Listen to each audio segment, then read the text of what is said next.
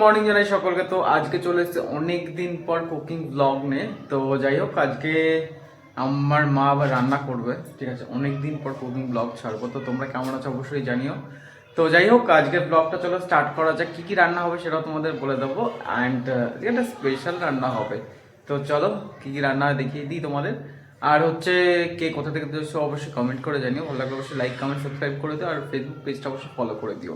তো চলো করবে বলো। অনেকদিন পরে আসলাম, এতদিন একটু অসুবিধা ছিল, তাই আর কি আজকে বোয়াল মাছের তরকারি করবো। বোয়াল মাছের তরকারি করবো, তাই তো? তো বোয়াল মাছটা দেখিয়ে দাও। বোয়াল মাছটা এই যে আমি আগের তো নুন হলুদ মাখা রেখেছিলাম, ছেলে তো ঘুমাচ্ছিল, তো ওই জন্য রান্না ওই ভিডিও করবে কি না করবে ওই জন্য আর কি, তা আবার বললাম, তা আবার ও ঠিক আছে। বোয়াল মাছগুলোর পিসগুলো দেখেছো? জাস্ট দেখো। তো এখানে কড়াই চাপিয়ে দেওয়া হয়েছে উনুনে, এরপর মাছগুলো ছেড়ে দেবো। তেলটা দিয়ে রেখে দিছি আর কি, এবার মাছগুলো ছেড়ে দেবো, তাই তো? একটু তেল মাখাই নেবো, মাছের একটু নাই ফুটবে। তেল মাখিয়ে নিলে কি ফোটে না?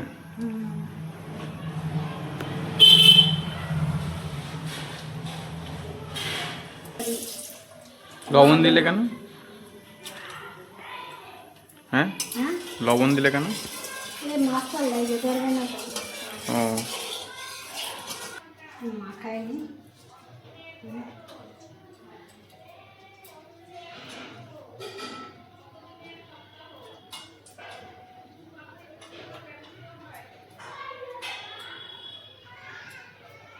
দিয়ে দেবো বড় মাছটা না, আমার সাপটে ভয় লাগে,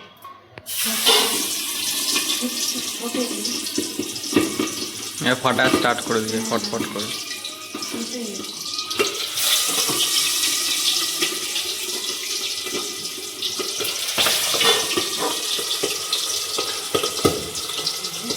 ফাটছে দেখেছো কি করে? বোমের মতো ফাটে।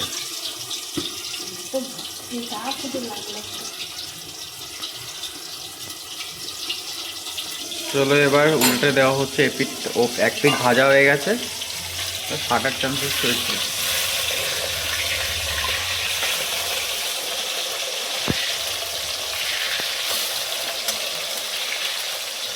এই কড়া করে ভাজবে না, হালকা করে, হালকা হালকা করে। এখানে দেখতে পাচ্ছ আদা দিয়েছে, আর এদিকে কাঁচা লঙ্কা।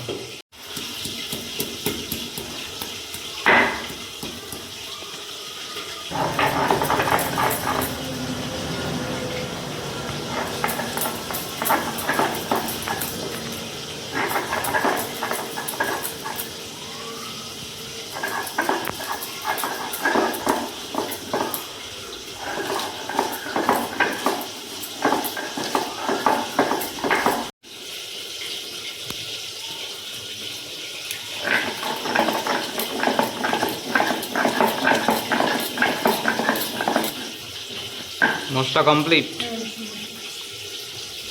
সিম্পলের ওপরে হবে, তাই তো মা? গরমকালে সিম্পলের মধ্যে রান্না খাওয়া সব থেকে বেস্ট।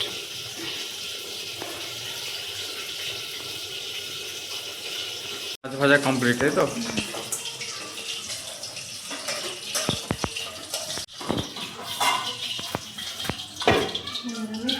চলো তোমাদের দেখিয়ে দিই। তো দেখতে পাচ্ছ এই যে মাছ ভাজা প্রায় কমপ্লিট, সুন্দর করে ভাজা হয়ে গেছে। আর এটা পার্ট বাকি, এই বাকি মাছগুলো মা দিয়ে দিচ্ছে এখন।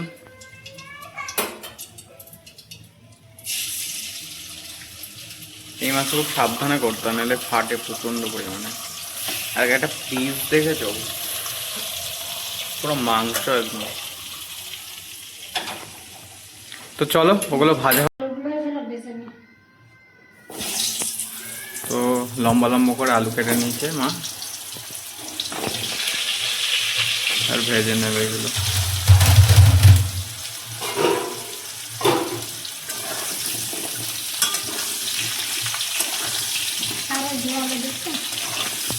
দেয়ালে দেখো, এই যে মানে মাছ রান্না করলে কি হয়, এই মাছটা কতটা বুঝতে পারছো জানি না, হয়তো অন্ধকার বা কিছু আসছে। এবার দেখো তেল ছিটকে যাবে, তাই তো? এই দেখো বোয়াল মাছের এই একটা নিচে তো যাই হোক, চলো আলুটা ভাজা হোক, তারপর আবার আসছি। মা ভেজে নিক এইটা। ওই দেবে হলুদ গুঁড়ো, তাই তো? হলুদ গুঁড়ো দিয়ে দিল, লবণ দিয়ে দিল। তো চলো ভাজা কমপ্লিট হয়ে যাক, তারপরে আবার আসছি। এই কমপ্লিট মা? হ্যাঁ, আলু ভাজা হয়ে গেছে, তুলে নেবো। তো এবার তুলে নেওয়া হচ্ছে আলু ভাজাগুলো।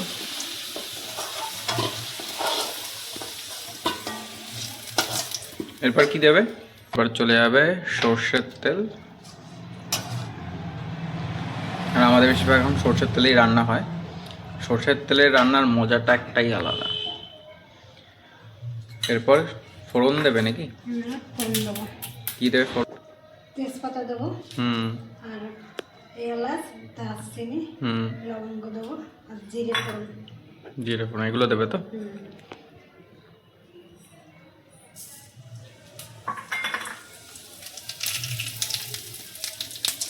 তো দেখলে অলরেডি ফোড়নগুলো দিয়ে দেওয়া হলো। এবার নেড়ে ছেড়ে মশলাটা দিয়ে দেবে নাকি? হ্যাঁ, এই মশলাটা এবারে এই মশলার মধ্যে কী কী আছে? ধনে আছে, হুম লঙ্কা বাটা, আদা বাটা, হুম আর একটু শুকনো লঙ্কার গুঁড়ো দেবো। আমরা শুকনো লঙ্কার গুঁড়ো খাই না, বাট একটু জাস্ট কালারের জন্য, এটা একটু লাল লাল হবে, ভালো লাগে দেখতে।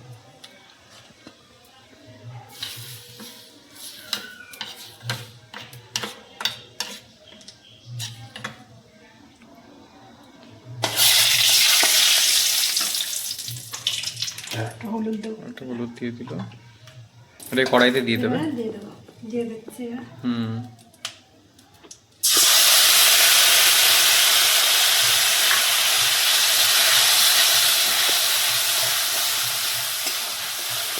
এটা কি কষাবে, তাই তো?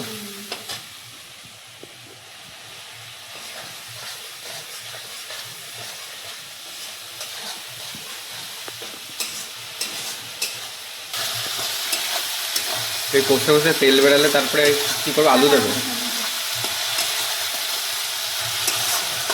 চলো একটু কষুক, তারপরে আলু যখন দেবে তারপর আবার আসবে। তো তেল ছেড়ে দিয়েছে, এরপর আলুগুলো দিয়ে দেবে তো? চলে গেছে আলুগুলো। তাহলে ভালো করে কষিয়ে তারপরে কি করবে? জল দেবে?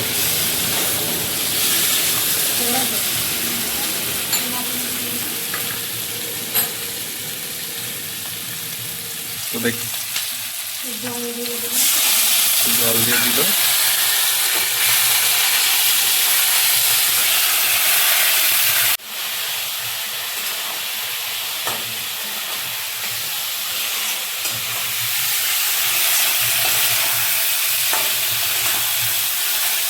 জল দিয়ে দেবো। এবার জল দিয়ে দেবে তো? দাও। তো চলে গেল জল, এবার ফুটবে। তারপরে কি মাছগুলো দিয়ে দেবে? দেখতেই পাচ্ছ, এটা সিম্পল রান্না, ঠিক আছে? যেহেতু গরম পড়েছে প্রচণ্ড পরিমাণে, তোর জন্য সিম্পল খাওয়াটা খুব ভালো। জল দেওয়া হয়েছে, তাহলে চলো এবার একটু ফুটুক, তারপরে হচ্ছে মাছ যখন দেবে তারপরে চলো আসছে। তো যারা এইভাবে বানাওনি বাড়িতে অবশ্যই বানিয়ে খেও। পেঁয়াজ রসুন দিয়ে তো খাও, বাট পেঁয়াজ রসুন ছাড়া একবার খেয়ে দেখো, তো জাস্ট টেস্টটাই পুরো বদলে যাবে। জিরে ভেজে রাখেছিলাম, হুম সে ভাজা জিরেগুলো বার দেবো। এই ভাজা জিরে দেবে, তাই তো? আমরা ভাজা জিরেই খাই। কারণ ভাজা জিরের তরকারি একটা টেস্টই আলাদা হয়। এটা দিলে আর তোমার পেঁয়াজ রসুন বা এরকম কিছু দেওয়া লাগবে না, ভাজা জিরের টেস্টটাই আলাদা।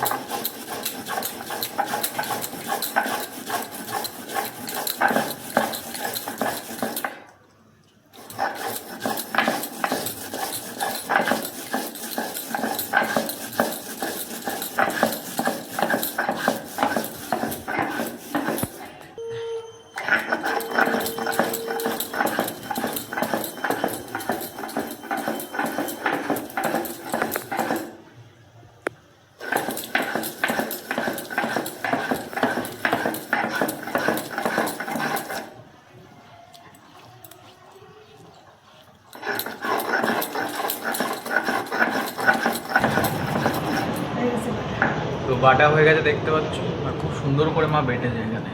যতটা সুন্দর করে বাটা হবে ততটা তরকারির টেস্টটা ভালো হয়, তাই তো? ভালো যে অত ফিনিশ করে বাটতে পারলে হুম ভালো হয়।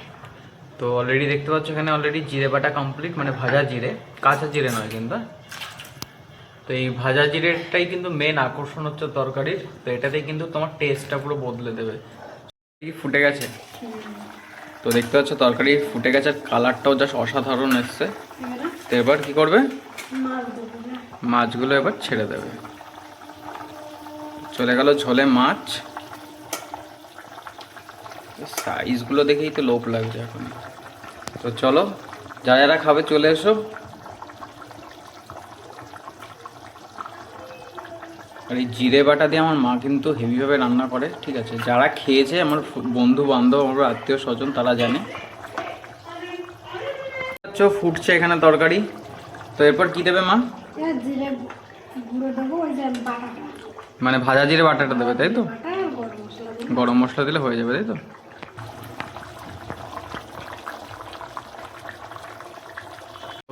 একটু গরম মশলা দেবো।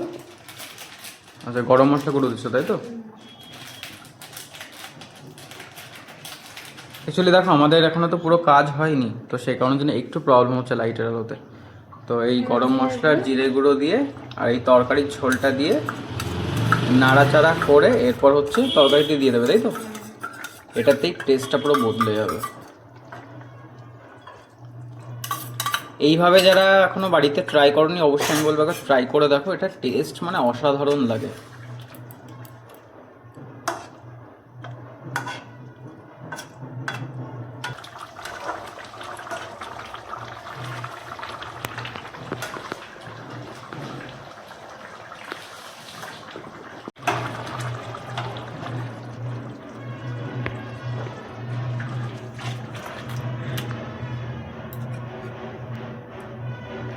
তো দেখতেই পাচ্ছ অলরেডি তরকারি রেডি। এই যে দেখতে পাচ্ছ অলরেডি রেডি তরকারি আপনার জন্য বাড়িতে। এরকম করে জিরে গরম মশলা দিয়ে হালকা করে জল করে খেয়ে দেখবেন, ভালোই লাগবে।